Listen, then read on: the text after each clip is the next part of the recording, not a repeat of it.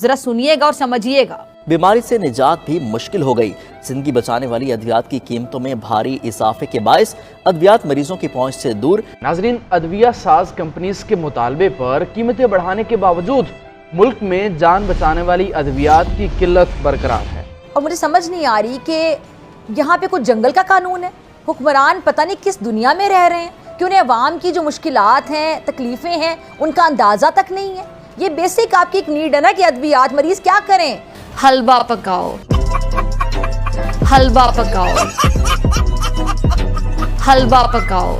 महंगाई का दर्द अपनी जगह, लेकिन बीमारों को दवा भी नहीं मिल रही। ऐ पैदा करने वाले, क्या यही वो पाकिस्तान है जो तेरे नाम पर वजूद में आया? और क्या पाकिस्तान पाकिस्तान करते रहते हैं, आता तो जा चुका है। वो क्या चीजें हैं जो हिंदुस्तान में तो हैं लेकिन पाकिस्तान में नहीं। पाकिस्तान को आप बिल्कुल बेफिक्र हो जाएं, पाकिस्तान के पास मैंने पहले बताया था दुनिया के कुल खजाने का 30% खजाना मौजूद। चढ़ा समझाओ इसे, समझाओ। एंटी कैंसर वो पाकिस्तान में 2,32,000 की है, हमसाया मुल्क इंडिया में 5,000 रुपए की है। क्या ये इतना प्राइस डिफरेंस क्यों है दोनों मुल्कों में? क्योंकि अल्लाह ताला ने बोला था, कहा था या फरमाया था उन्होंने जो भी कि जो इंडिया है ना, वो इंडिया हो जाए या गैर मुस्लिम है, वो उन्होंने हमेशा उनको ज्यादा देना है मुसलमानों से। मैं दुआ कर लेती हूँ, आप भी दुआ कर लें, हम दुआ पे काम चला लेते हैं। জয় হিন্দ বন্ধুরা, আমি দীপ আর আপনারা দেখছেন আপডেট ইন্ডিয়া। বন্ধুরা, আপনারা তো শুনে থাকেন পাকিস্তানের ভেতরে কখনো চিনি গায়েব হয়ে গেছে, কখনো চাল গায়েব হয়ে গেছে, কখনো আটা গায়েব হয়ে গেছে, কখনো ময়দা গায়েব হয়ে গেছে। না জানি পাকিস্তানের ঘরের ভেতর থেকে কত কিছু গায়েব হয়ে যাচ্ছে। আর এই পাকিস্তানেরই সেনাপ্রধান কয়েকদিন আগে বলেছিল তারা নাকি কাশ্মীর চায়। একবার ভাবুন, যারা তাদের নিজেদের দেশের ঘরের ভেতরে মানুষকে, সাধারণ মানুষগুলোকে দুবেলা দুমুঠো খাবার দিতে পারছে না, গম দিতে পারছে না, ময়দা দিতে পারছে না, এমনকি তাদেরকে রুটি পর্যন্ত দিতে পারছে না, এই সমস্ত মানুষগুলো নাকি কাশ্মীর চায়। কিভাবে কাশ্মীরকে নিয়ে তারা কন্ট্রোল করবে, যারা তাদের সাধারণ মানুষগুলোকে দুবেলা দুমুঠো পেটের ভাত জোগাড় করে দিতে পারছে না? এই পাকিস্তানের ঘরের ভেতর থেকে যে সমস্ত খবরগুলো বেরিয়ে আসে সেগুলো দেখে মাঝে মধ্যে ভাবি যে আল্লাহ এদেরকে এত কিছু দিয়েছে কিন্তু এদের দুবেলা দুমুঠো খাওয়ার জন্য ভাত কেন দেয়নি? আবার এরাই বলে আল্লাহরই দান আল্লাহই দেখবে, না জানে এখন আল্লাহ কোথায়। তো বন্ধুরা, ভিডিওটিকে শেষ পর্যন্ত দেখে নিন, অনেক ইন্টারেস্টিং একটি ভিডিও, অনেক ভালো লাগবে আপনাদের। চ্যানেলটিতে নতুন হলে কেউ সাবস্ক্রাইব আর ভিডিওটিকে लाइक করতে ভুলবেন না। जरा देखें कि एक मसला ख़त्म नहीं होता और उसके ख़त्म होने से पहले दूसरा सर उठा लेता है। अभी जो महंगाई का रोना धोना है वो ख़त्म होने में नहीं आ रहा, और अब ये जो अद्वियात की किल्लत का मामला सर उठा रहा है, ये आपके सामने है। और हैरानी होगी आपको सुनकर कि अद्वियात भी कौन सी, जान बचाने वाली। अच्छा, बताया क्या जा रहा है, ज़रा सुनिएगा खबर क्या है। बताया जा रहा है कि तकरीबन 100 के करीब ऐसी अद्वियात पाकिस्तान में नायाब हो गई हैं। मरीजों ने तो ये अद्वियात इस्तेमाल करनी है और ऑलरेडी कर रहे थे, अब वो किसके आगे जाकर अपना दुखड़ा रोएं। और हुक्मरानों ने, मेरे ख्याल से लगता है कि खुद को एक प्रोटोकॉल का जो खौल है ना उसमें बंद कर लिया है। अफसरशाही के हिसार में इन्हें शायद ये पता ही नहीं चलता, नजर ही नहीं आता, सुनाई नहीं देता, दिखाई नहीं देता कि अवाम बेचारी किस मुश्किल का, किस कर्ब का शिकार है।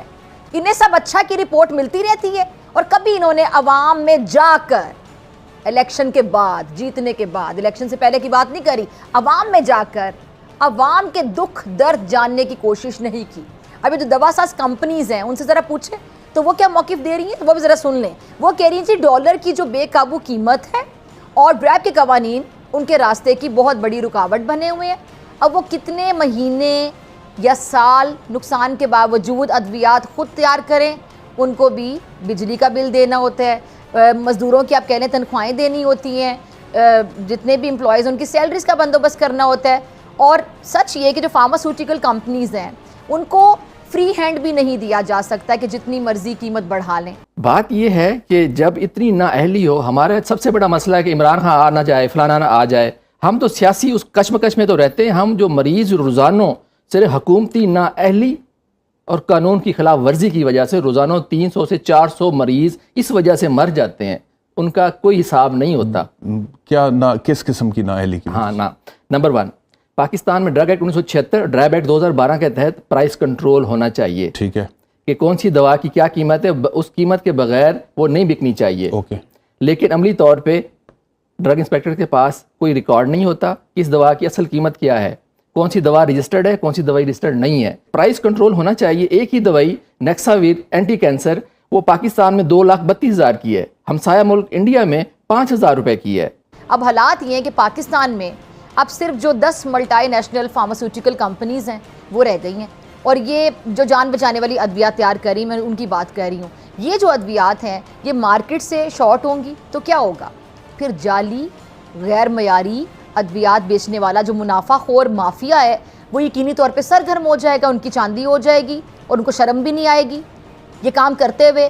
और बेचारे जो मरीज़ हैं वो यकीनी तौर पे रुल जाएंगे, दरबदर हो जाएंगे, पैसे भी ज़्यादा खर्च करने पड़ेंगे और जो अद्वियात हैं वो भी जाली होंगी और गैर मयारी मिलेंगी। जब तक हुकूमत, गवर्नमेंट हमारी हरकत में आएगी और कई सीरियस तशवीशनाक हालत वाले मरीज़ खुदा ना ख्वास्ता जान से गुजर चुके होंगे, अफसोस का मुकाम है, बल्कि मेरे ख्याल से शर्म का मुकाम है। अगर आप कहते हैं इंडिया से बैन बंद है, इंडिया से कौन सी मेडिसिन है जो पाकिस्तान में नहीं पहुंच रही?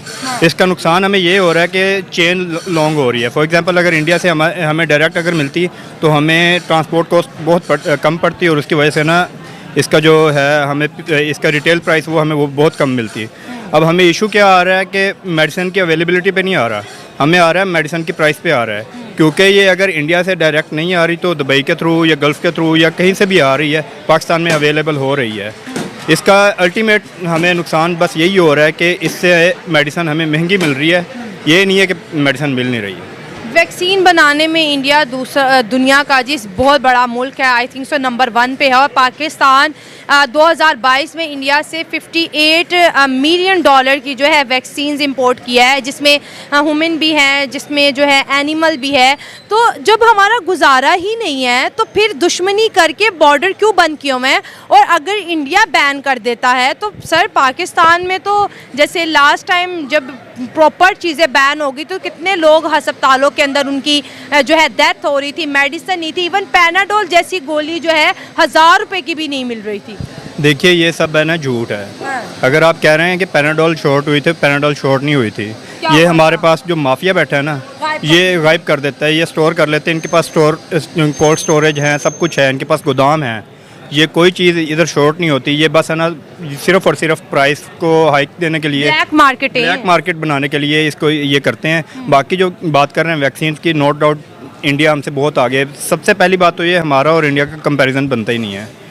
इंडिया फार बिहाइंड है हमसे। आप देख लें, उनकी एक शादी हुई है अंबानी फैमिली की, उन्होंने उधर पूरी दुनिया की इकोनॉमी इकट्ठी कर ली है।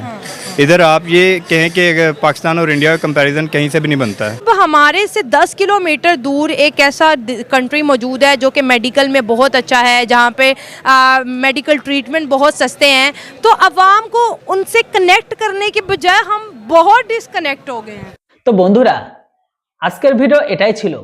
তো বন্ধুরা এবার আপনারা বলুন, পাকিস্তানের ঘরের ভেতরে যে সমস্ত মেডিসিনগুলো পাওয়া যায় সেই মেডিসিন এখন গায়েব হয়ে যাচ্ছে, এই গায়েব হওয়ার পেছনে কারা আছে?